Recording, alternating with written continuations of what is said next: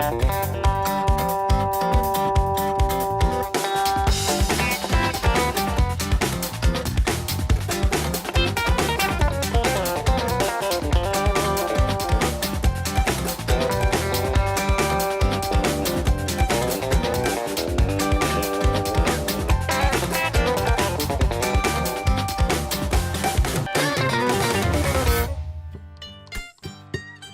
in Neptune, Thunder 106 plays all afternoon.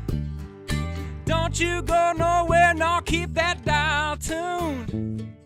All across Jersey Nation, cross the Jersey Nation, it's a Marty situation.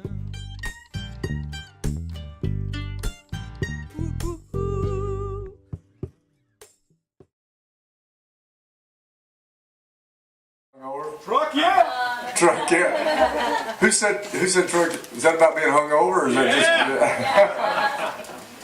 Thank y'all for being here. Well, Tim, thank you so much for being here. Just to kick it off, out today, your brand new single, Yeah. One of Those Nights, premiering on the CMAs. Tell us about it. Yeah, it's a cool song. It was one of those songs actually that was really debatable whether it should be the very first single before Truck Yeah.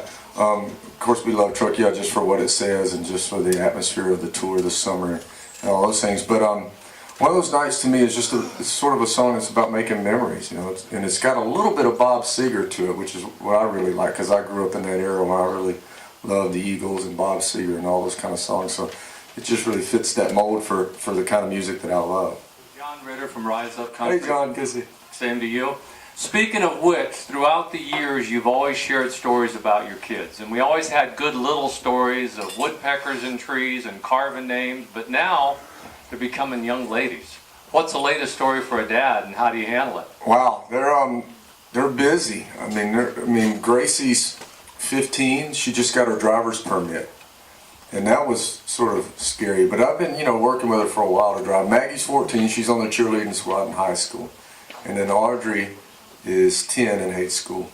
But they're doing well. I don't know if I have any really great stories. I mean, there's stories that are really funny, but they're probably wouldn't be as funny to everybody else. But Gracie's pretty much a character into herself. She sort of puts us straight a lot of times. And there was one in particular. Well, I'm not going to tell that story because it involves money, so that may not come off right. But they're just good girls. I think that they're well adjusted. They have great friends. They live in a great school environment where they go to school. All the families and friends of her are protective. I mean, I think that they're just doing really well. And they got great parents. Well, they got a great mom. Hey Tim, Party Marty from Thunder 106 in New Jersey. How are you? Give me a Party Marty. Party Marty. You were talking about the girls, and now that they're getting close to the dating age, and no, they're not. Well, they will be soon enough. They could be 35, and you say they're not the dating age. No. They're going to the convent soon.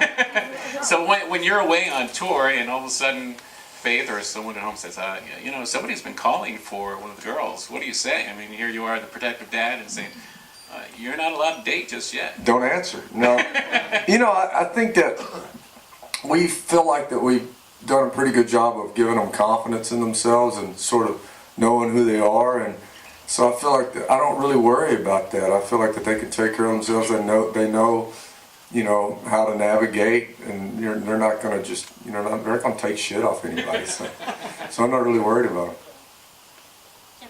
them. Hey Tim. Two questions. What was the lamest Halloween costume you ever created or was designed at home growing up? And then what kind of duet are you and Faith doing? Is it a Kenny and Dolly song tomorrow night on the TV? Or give us a sneak peek about what you're going to be doing. Well, we're involved in the Willie Nelson tribute tomorrow night, so that's what we're doing. Lamest Halloween. I don't know if it was the lamest, but my favorite was Zorro. We did Zorro a couple of years ago. That was probably my favorite. Zorro the Gay Blade, I guess is what it was. That was a great movie. It was one of my favorite movies, by the way. Hey Tim, enjoy playing your music at the Big 95.7 WKML, Fayetteville, NC, home of the 82nd Airborne. Right on. I know you're on stage doing the tribute to Willie Thursday. Look forward to that. After 47, I believe it is top 10s. When you're on stage and you look out there, you've got everybody from your bride to all the folks that make music. You still get a little starstruck or a little. I get nervous. George Strait's watching me. Oh yeah, you get for me, that's the most nerve-wracking performance that there is at the CMAs. I mean, it's everybody, like you said, everybody's out there who you respect and admire, and you always sort of set at a high level. You know, you never put yourself, you never think of yourself on the same level as some of those guys. So when you go out and perform in front of them, it really makes you nervous. Also, on the flip side of that, you also know that you're all in the same business, so you all sort of can see through what you're trying to do, so you can't put anything over on anybody that's out there because they do the same thing. So it's sort of tough to put that front out, you know, a little bit. But it is at the same time, it makes you step up your game. Hi Tim, Allison from WIVK in Knoxville, Tennessee. I think you are a phenomenal actor, and I was just wondering if you plan on doing any more movies. You know, there's a few things floating around. There's been nothing that, you know, the problem, I've said this before, the problem with doing movies is it takes so much time. And I don't have a whole lot of time between recording records and touring and Faith recording records, and so we try not to work too much at the same time. And the kids, so to find 8 weeks, you know, that fits into my schedule, and to find something that I really love that's worth taking 8 weeks to do is tough to do. So there's a few things that are floating around, but nothing that's really made me just pull the trigger now and say that all right, I want to take that time to do it. But I will. I'm always looking. Hey Tim, I'm Jessica Northey with Country Music Chat, or CM Chat on Twitter, and we're live streaming. And one of the people just asked a question. It was Joey fan number 1. I think by the time I walked over here, I might have forgot the handle. But they want to know, besides loyal fans, what do you feel has been for the success and longevity of your career? What do you feel it's been? Well, besides the fans, is radio. Radio playing my songs. I think that's the lifeblood of everything that we do in country music. Without radio playing our music, none of the other stuff really matters. Jim from WRNS in Eastern North Carolina. Last time you and Kenny were on the road, there was an incident with a horse. And on this tour, since there's always jokes, if a cop would have ridden a horse on stage during the show, would it have been funny yet, or is it still not? I mean, it's just. I know for a long time it wasn't funny. It wasn't funny for a while because it got serious there for a while. But I don't know how to respond to that. I probably would have laughed. Yeah. I mean, what else are you gonna do? I don't know. That's why I asked. I'd certainly tell Kenny not to go get on the horse. Oh, hey Tim, I just want to hear you say truck yeah. Truck, yeah. That's all I got. You know, I've gotten a lot of trouble with that song with Terrence at the hookup line where you go pick your kids up from school. I've had a few conversations. My 2-year-old messes it up. Yeah.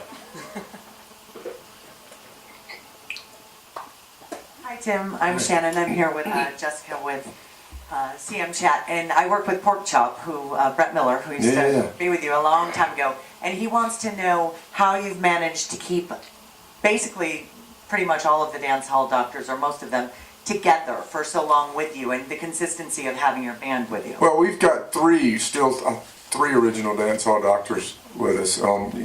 You know, it's